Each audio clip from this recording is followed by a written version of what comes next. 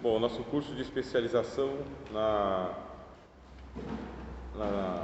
teologia de Paulo, ou teologia paulina, hoje a essência da doutrina da salvação segundo Paulo, o cristão e o corpo de Cristo. Como já comentamos, ser cristão implica identificar-se com Paulo, imitá-lo. Como ele imitou a Cristo significa a transformação total do indivíduo, segundo a qual as normas vigentes deixam de ser as de contexto sociopolítico para adotar a da comunidade chamada Corpo de Cristo. Essa comunidade criada pelo Evangelho deve conformar-se a Cristo, o que implica mudanças sociais e políticas. Ela exige que os seus membros se tornem peregrinos portadores de uma nova ideologia em seu contexto. Howells e Willimon dizem que somos convocados a contrastar com o mundo não cristão, que devemos nos tornar uma colônia no mundo alienado. Aí ele escreve: a igreja, os que foram chamados por Deus, incorpora uma sociedade alternativa incapaz de ser conhecida pelo mundo de acordo com seus termos. Trata-se do declínio da antiga síntese constantiniana, que torna o ser cristão hoje uma aventura estimulante. Tillich foi o último da linha iniciada por Schleiermacher, Macher, que seguia o plano de tornar a fé crível aos depreciadores aculturados do cristianismo, e acrescenta: o projeto, que data do tempo de Constantino, de capacitar os cristãos a partilharem o poder sem se tornar um problema para os poderosos, alcançou sua mais impressionante oportunidade com o apoio cristão e bombardeios cruéis contra populações civis durante a Segunda Guerra Mundial. A cristandade é um assunto eminentemente político, com a sua agenda definida pelo Evangelho, ou como ser fiel a uma comunidade estranha que é mudada pela história da presença de Deus conosco. O que acontece é que o apóstolo Paulo ele tem uma cristologia, tá bem? Inclusive nós estamos tratando bastante sobre a cristologia do apóstolo Paulo no curso de especialização na Carta aos Romanos. Nós estamos tendo esse curso aí terças e quintas-feiras, das 9 da noite até as 11, isso pelo Google Meet. Aí a gente vai aprofundar bastante a cristologia do apóstolo Paulo. E Paulo tem uma cristologia, a gente já estudou aqui. Paulo tem uma soterologia, que é a doutrina da salvação, e Paulo tem uma eclesiologia, que é a doutrina da igreja. Então, o que é a igreja para o apóstolo Paulo? É o corpo místico de Jesus. O corpo místico de Jesus quer dizer que cada um de nós, como membro do corpo de Cristo, é uma extensão desse corpo. É uma extensão. Cada membro do corpo de Cristo é uma extensão do corpo de Jesus. Onde houver um só membro do corpo de Cristo, ali está a igreja. O Senhor Jesus disse que aonde estiver o corpo, ali se ajuntam os abutres. Ele dizendo disso dele mesmo. Então Jesus disse que ele é o corpo e nós somos os abutres, tá? Então onde estiver o corpo, ali estão os abutres. Aonde estiver o Cristo, ali está a sua igreja. Onde estiver o Cristo, ali está o Espírito. Onde estiver o Cristo, ali estamos nós também. Nós temos que nos ajuntar com Jesus. Quer dizer, aonde Jesus vai, nós temos que ir também, como igreja. Agora o apóstolo Paulo, ele está no começo da história da igreja, no começo. E o começo a gente sabe que sempre é difícil. Sempre é difícil o começo, porque não tem nada muito definido. Então, no começo, o que era a igreja quando o apóstolo Paulo se converteu? Era uma seita, era considerado uma seita do judaísmo. Uma seita. O judaísmo é a religião oficial dos judeus, e os judeus eles tinham as suas seitas, tinham centenas de seitas judaicas. E a igreja era só mais uma seita judaica, porque no começo era composta só por judeus. Muitos sacerdotes, inclusive, se converteram. Quando você está lendo o livro de Atos dos Apóstolos, muitos sacerdotes que serviam no templo se converteram ao Senhor. Muitos sacerdotes, muitos fariseus também se converteram ao Senhor. Muitos escribas se converteram ao Senhor, e graças aos escribas é que nós temos aí os evangelhos. Porque quem são os escribas? É aquele pessoal que vem para o culto e anota a pregação. Esses são os escribas. O Senhor Jesus ele foi seguido por muitos escribas, muitos. E enquanto o Senhor Jesus estava pregando, os escribas iam anotando as falas de Jesus. Quando os evangelistas tiveram que escrever os evangelhos, Mateus, Marcos, Lucas e João, Aí foi só conversar com os escribas. Quem é que tem aí uma parte do sermão de Jesus? Eu tenho aquela parte do sermão do monte, eu tenho aquela parte lá do sermão da montanha, eu tenho aquela parte lá do sermão do escatológico.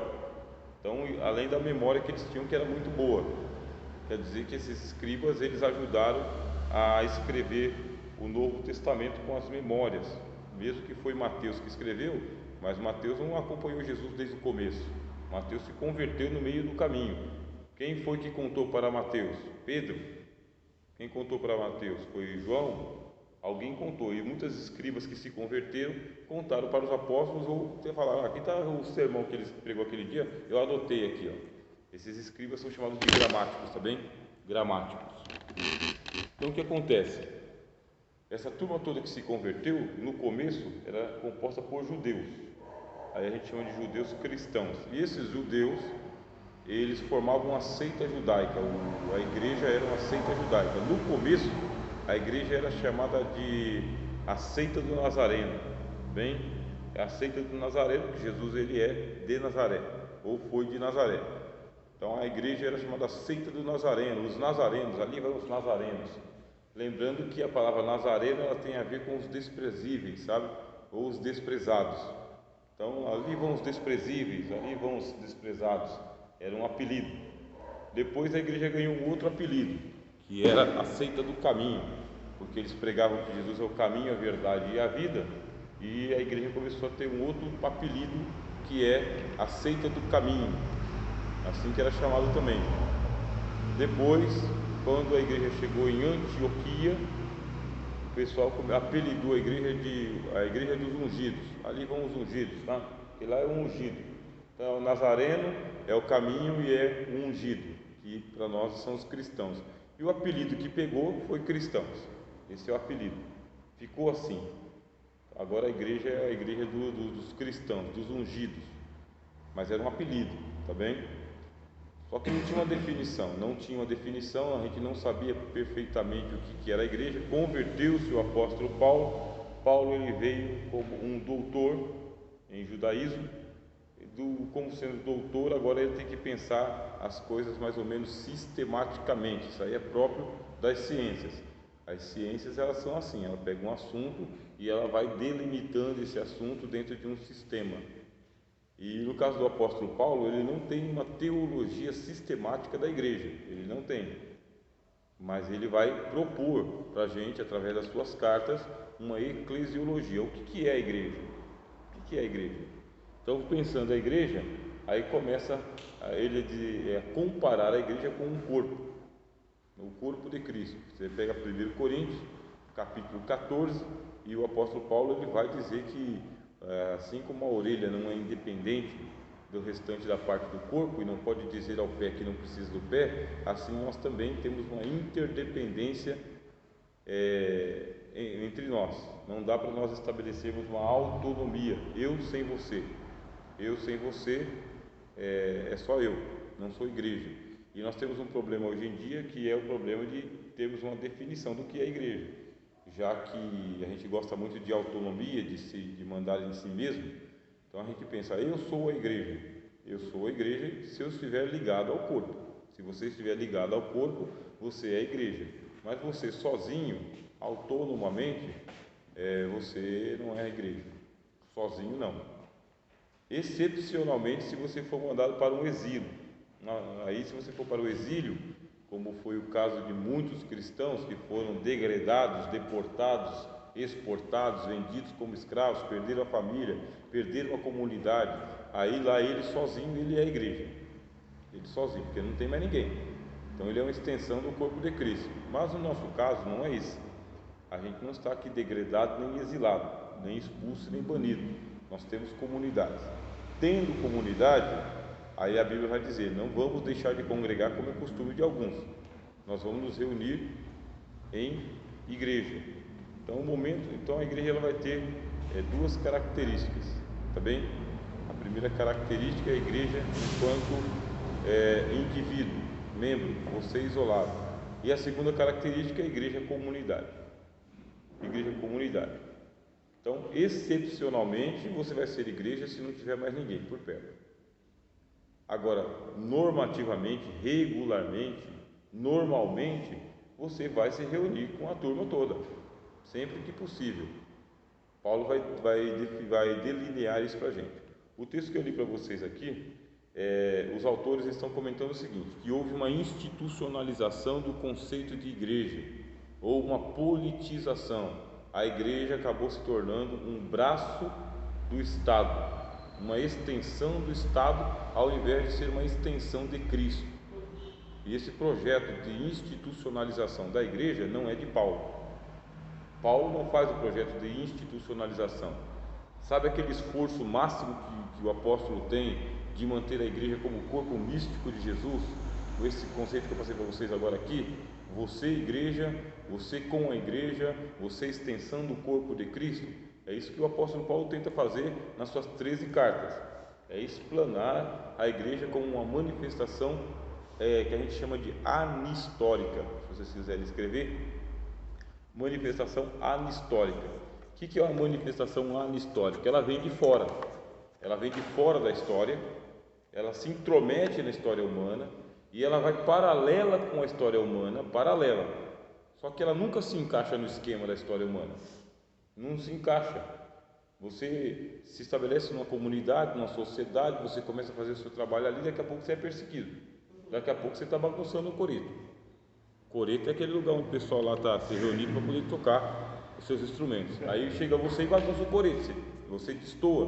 O evangelho destoa do discurso político, destoa do discurso cultural, filosófico, científico.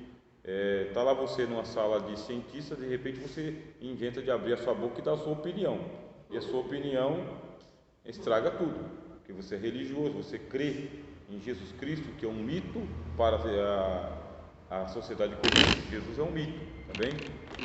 Um mito, uma figura criada. Então não dá, você chegou aqui, você estragou. O pessoal está falando sobre aula de história, e na aula de história você é nada mais nada menos do que alguém que veio dos Neandertais. Você um dia foi um símio qualquer, um dia você pulou de galho em galho. Aí você chega e fala, não, nós já fomos criados assim, bípedes, inteligentes e falantes. A gente já veio aqui tomando conta do mundo, de Adão e Eva. Você estragou tudo. Você estragou todo o discurso do professor de história ou de biologia, que diz que a vida começou lá como uma mônada qualquer na água e agora você é esse ser humano brilhante aí, porque você era um ser unicelular e agora você é um ser pluricelular, autônomo, independente, capaz de investigar o universo todo. Aí você fala, não, é porque Deus já criou a gente assim. Você estragou o esquema de novo. Você não estraga prazeres. Aí vem o professor de ética fala que tudo é uma questão de normas e convenções da sociedade humana e a gente pode mudar tudo. Aí você chega e fala, mas existe uma palavra que é absoluta, é a palavra de Deus. Não, você estragou de novo. Você não estraga prazeres, você não estraga festas. Quer dizer que a igreja, ela tem essa característica, junto com o evangelho, de ser anistórica. Ela vem por fora, com a palavra e com o Espírito Santo. A igreja, ela vem como um mistério de Deus, ela é chamada a ser noiva de Cristo. Ela se intromete na história dos homens, mas aí ela é paralela, ela continua anistórica, ela continua com o seu jeito de ser. Aí veio o projeto de Constantino. Quem foi Constantino? Ele foi um imperador de Roma, foi ele que unificou as guerras que estavam acontecendo no Império Romano. Ele conseguiu fazer uma unificação do Oriente e do Ocidente. Paz, irmão Paulo, seja bem-vindo em nome de Jesus, tá bem? Nossos irmãos estão chegando aqui pelo Google Meet. Aí os irmãos me falam também como que está o som para isso, se vocês estão ouvindo bem e vendo bem. Daqui a pouco eu mando uma saudação para vocês verem a comunidade, tá bom? O irmão Paulo está mandando a paz para os irmãos. Bem? Então o que acontece? O Constantino, ele foi um imperador romano e ele queria uma religião do Império Romano, uma religião oficial. Já haviam muitas religiões do Império Romano, muitas. Eles adoravam os deuses gregos, junto com os deuses pagãos que vieram das terras bárbaras, junto com os deuses romanos. Então eles tinham muitos deuses. O que o Constantino queria? Uma religião oficial para o Império Romano. E ele teve uma sacada de que os cristãos estavam espalhados no mundo inteiro e que valia a pena ir por aqui. Tinha muito soldado cristão, muitos mesmo, e esses soldados cristãos, entre eles também muitos bispos, muitos sacerdotes, muitos irmãos, e eles se destacavam no meio dos outros soldados. E esses aí influenciaram Constantino. Quando ele venceu as batalhas dele, ele estabeleceu o cristianismo como uma religião lícita dentro do Império Romano e depois uma espécie de religião oficial dele, do Império. Com isso aconteceu a institucionalização da Igreja, e essa institucionalização acabou sendo um braço estendido do Estado, a Igreja como braço político do Estado, extensão do Estado político, e não uma extensão do corpo de Cristo. Por um lado foi bom, porque os cristãos deixaram de ser perseguidos no mundo inteiro, como eles eram, a pretexto de hereges, porque os cristãos eram tratados como hereges. Acabaram-se as perseguições oficiais contra os cristãos, o Estado não perseguia mais. E por outro lado, houve a politização da Igreja. A Igreja é agora uma instituição assistida pelo Estado. Constantino desapropriou muitos templos pagãos e passou para a posse dos bispos. E isso estimulou a ganância do povo. Então, aqueles sacerdotes que eram sacerdotes de Mercúrio, de Marte, de Júpiter, agora eles se tornam sacerdotes de Jesus Cristo.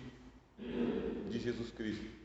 O domingo, que era o dia oficial de adoração ao imperador romano e também ao sol invicto dos persas, esse domingo ele foi estabelecido como sendo o dia oficial do Senhor Jesus Cristo, um dia politizado. Os cristãos já guardavam o domingo? Sim, os cristãos já guardavam o domingo, mas não em honra ao imperador, não em honra ao sol, mas porque foi no primeiro dia da semana que o Senhor Jesus ressuscitou. O que fez o Império Romano? Institucionalizou o domingo. Então tirou aquilo que era de fora de devoção a Cristo para estabelecer um calendário de adoração. Esse calendário de adoração não faz parte do Novo Testamento. E é por isso que veio a Reforma Protestante. A Reforma Protestante é para trazer a Igreja de volta para o Evangelho, para a Bíblia. E no Evangelho você não tem Natal, no Evangelho você não tem Páscoa, no Evangelho você não tem Sexta-feira Santa, não tem Dia dos Mortos, você não tem nada disso no Evangelho. Você não tem datas, você não tem objetos, você não tem calendários, você não tem rituais, nada estabelecido. Você não tem missas, você não tem rezas, você não tem nada disso no Novo Testamento. Você tem a pregação do Evangelho do Senhor Jesus, o estabelecimento das comunidades em torno de uma liderança, um pastor, um presbítero, um ancião, enfim, você tem a organização da igreja local em torno daqueles irmãos que são chamados para o Evangelho, e em cada região o Espírito Santo vai organizando a igreja de acordo com aquele nível cultural que eles têm. É o que a gente costuma dizer. Aqui ele levantou diáconos, ali ele levantou bispos, em outras ele levantou presbíteros. Você vê que o apóstolo Pedro ele saúda os presbíteros, o apóstolo João saúda os presbíteros, o apóstolo Paulo saúda os bispos e os diáconos e os santos. Quer dizer que a igreja ela não é uma igreja assim uniforme, tá? Não tem uniformidade para a igreja, um modelo universal de igreja, não tem. O que vocês têm? Você tem modelos de igreja. Então a igreja tem versatilidade e ela pode se adaptar à sociedade em que ela está inserida. Ela vai pregar o Evangelho dentro daquela sociedade sem forçar a barra, não vai forçar a barra, mas ela vai colocar o fermento do Evangelho na massa e vai levedar tudo. Então inclusive o John Wesley dizia que a nossa geração é responsável pela nossa geração. Então a nossa responsabilidade é a nossa geração. Aí a geração futura é de responsabilidade da igreja do futuro. E a igreja do passado, responsabilidade deles. E a nossa responsabilidade é aqui, comunidade aqui guarulhense, nesse bairro, é a nossa responsabilidade. Isso aí então é uma ética que existe dentro do projeto de igreja de Cristo. Mas aonde que tem respaldo no Senhor Jesus? Tem respaldo. O Senhor Jesus disse: eu não fui enviado senão as ovelhas perdidas da casa de Israel. É o que Deus deu para Jesus. Você vai evangelizar os judeus dentro da Palestina. Tinha judeu fora da Palestina? Mais de 3 milhões. Mais de 3 milhões de judeus espalhados pelo mundo inteiro. Com quem Jesus se preocupou? Com as ovelhas perdidas da casa de Israel, dentro de Israel. Então era ali o pessoal da Galileia e o pessoal da Judeia, é o que Jesus evangelizava. Uma vez ele tentou sair do perímetro dele, que ele foi lá para Tiro. Aí a mulher pegou e falou: vou aproveitar esse profeta judeu aqui para arrancar um milagre dele. Aí o Senhor Jesus disse: não é lícito pegar o pão dos filhos e deitar aos cãezinhos. Eu vim procurar judeu aqui dentro da terra dos gentios. É isso que Jesus falou. Ele é bem restrito no evangelho dele, porque ele tinha consciência de que ele só podia evangelizar aquela turma ali. E quando começaram a chegar os judeus fora, os helênicos, né? Aí falaram: mestre, os gregos estão em busca do Senhor. Aí Jesus não deu atenção, não deu. Aí Jesus falou: então está cumprida a minha parte, porque eu só vim evangelizar judeu aqui dentro. Agora é com vocês, os gregos é com vocês. Os samaritanos Jesus ainda evangelizou, uma samaritana, uma.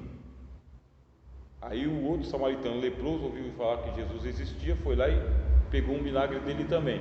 Aí o Cristo falou: eu curei 10, um era leproso e samaritano, 9 era judeu, só o samaritano voltou? Só o samaritano voltou.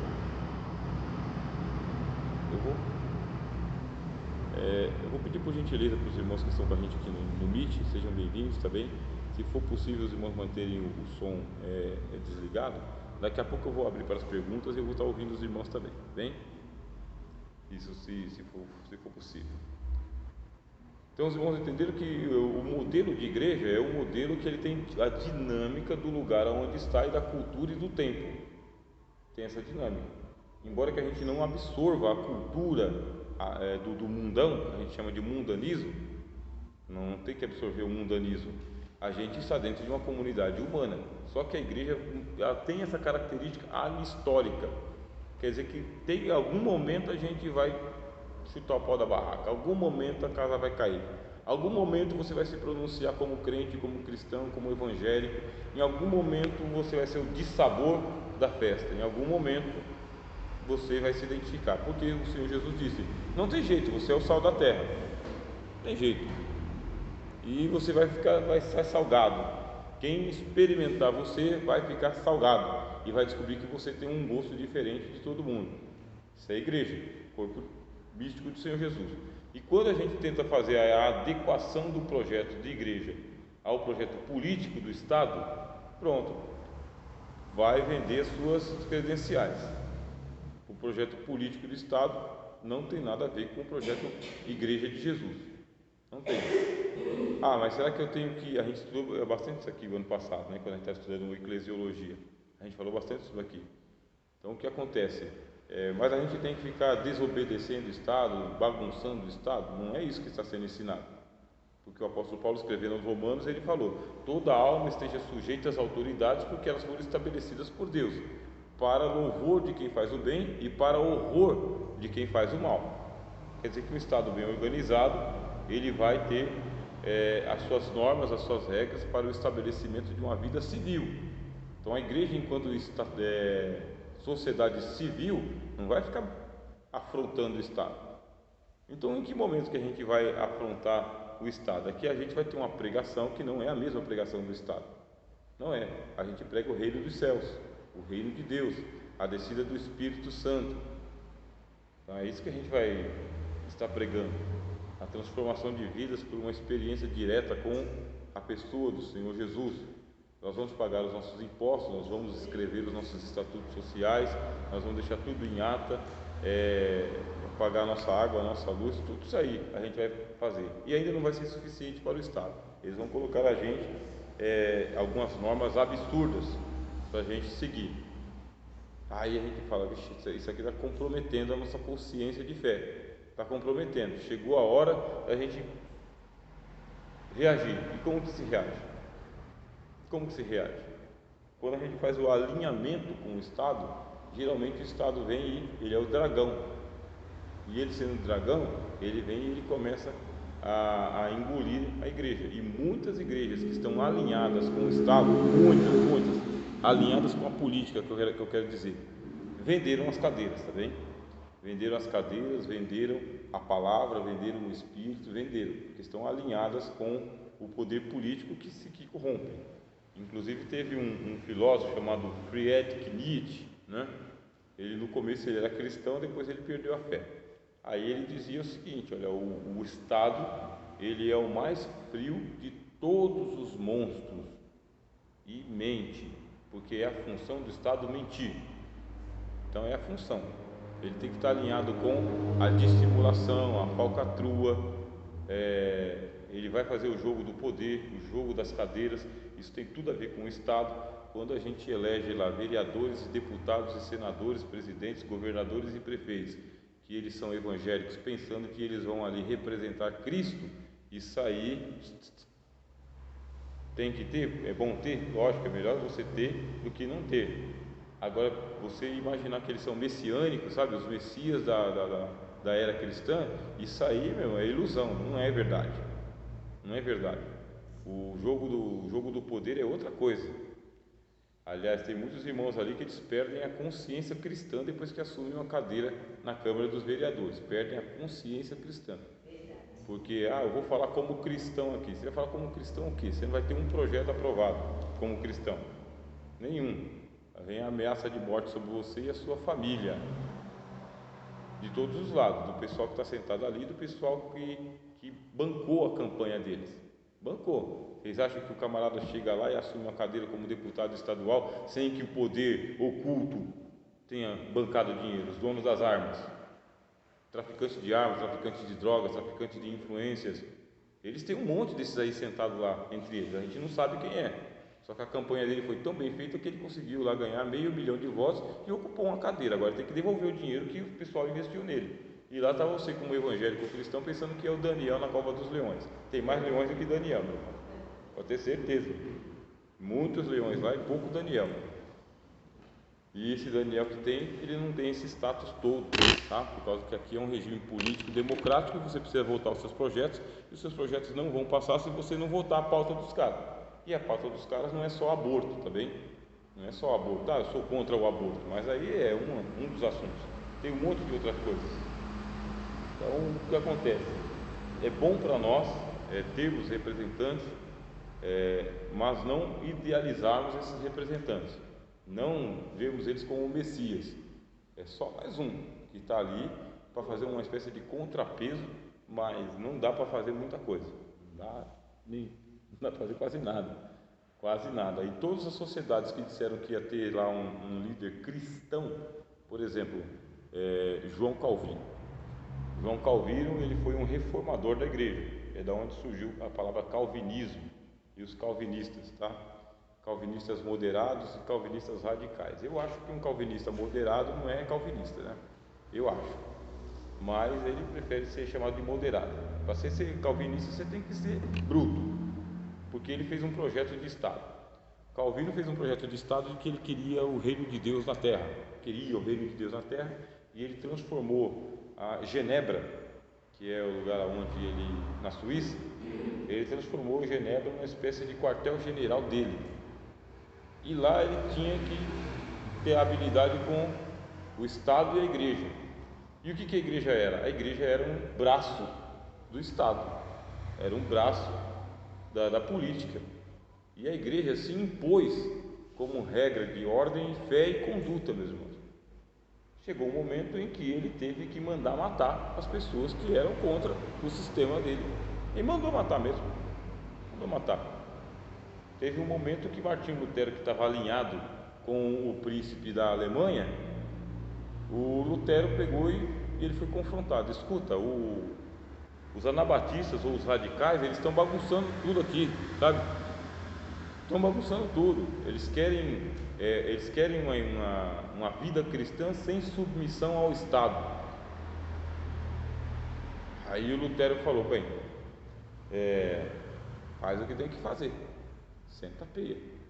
E o Lutero apoiou o Estado a que perseguissem os irmãos que a gente chama de anabatistas, porque eles não eram luteranos, eles não estavam concordes com as políticas que estavam sendo estabelecidas na Alemanha.